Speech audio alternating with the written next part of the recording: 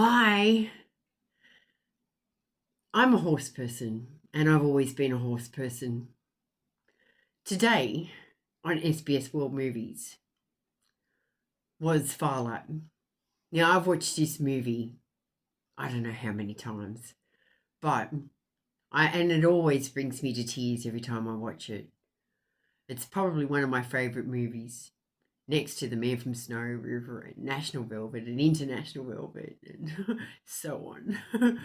But as a young child, I always dreamed about being in certain positions in my life. And today, however, when I watched that movie, instead of getting teary, I became angry and resentful. Angry and resentful at the thought of how my family have had such a generational curse placed upon them. Excuse me. And because my mother was led to believe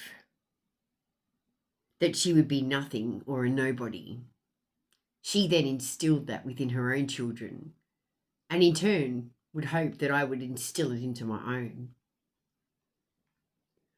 And it wasn't what I wanted for my children. It never was what I wanted. I don't know what my mother wanted for her children. I don't have a relationship with my mother. But I always hoped and prayed that my children would become the greatest versions of themselves. And they are on their way to being that. And I am so proud of them for that. But where does it stop? You know, the old way to the new way. You know, I never thought that I would come to the understanding of what I know now that I did not know then.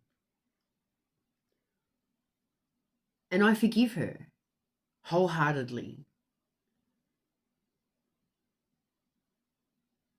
I think of it as though I was and she was being terribly selfish and self-centered.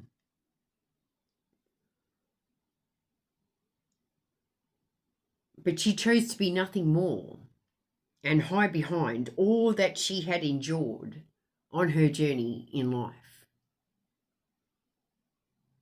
Isn't that a really sad sack of affairs? To be sure, to be sure.